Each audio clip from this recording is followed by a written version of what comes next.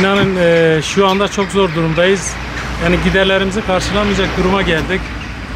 Değil akaryakıta, her şeye. Ama ne yapalım ki bir kere girdik bu taksi işine. Yani bir bakıma da devam etmek zorundayız. Yani bunlara bir çözüm bulunsa çok iyi olur. Bazen boş dönüyoruz. Vatandaş binemiyor. Yani gerçekten imkanlar el vermiyor. Yakıta gelen fahiş zamlarından dolayı binemiyor. Binemeyince biz de zor durumdayız. Biz evimize ekmek götüremez hale geldik. Biz müşteriye şu anda işte zam geldi dediğimizde vatandaş da zor durumda, veremiyor. Ben ne yapayım? Ben nasıl vereyim? Yani binen de ihtiyaçtan dolayı zor durumda kaldığı için biniyor. Keyfi binmiyor. Yani öyle bir duruma gelmiş. Bunu da şimdi onlara da bir şey diyemiyoruz.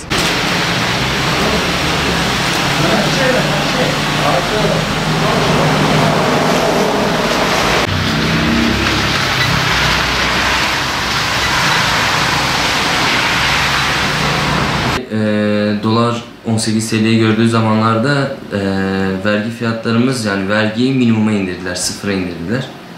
Dolar birden 18 liradan 13 liraya düşünce fiyatlarda düşüş olmadı. Çoğu müşterimiz ve çoğu firma fiyatlarda düşüş olacağını zannediyordu ama olmadı. Sebebi de işte devlet kendi vergisini tekrar üzerine eklediği içindi. Bundan sonra mesela şu an vergi fiyatları minimuma indiği için bundan sonra kur artışına ve düşüşüne göre düşerse eğer yakıtlar da ona göre düşecektir zaten. Müşterilerimizin çoğu motorin öneriyordu. İşte benzin LPG'li araçlarda müşterimizin bir kısmı da LPG öneriyordu. Şu an öyle bir hale geldi ki benzin motorini geçti, LPG ile benzin arasında fazla fark kalmadı.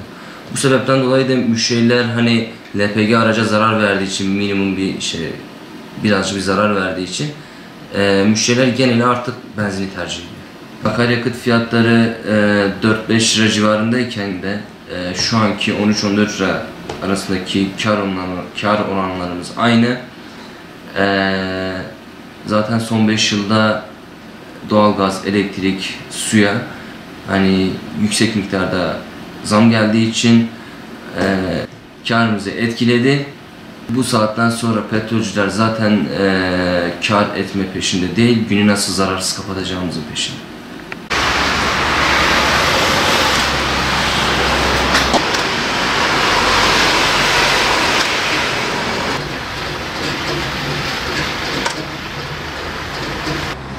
Şu an gelen zamlardan dolayı artık müşterimiz LPG'den bayağı çekildi. Benzine yönelmişler şu anda. Benzinle LPG arasındaki fark gittikçe kapandı. Ondan dolayı gelen zamların ardından LPG bayağı düştü. Millet benzine yönlendi. Millet şu anda müşteri araca zarar verdiğinden dolayı artık benzini kullanmaya başladılar. Ondan dolayı bayağı LPG satışlarımız durdu.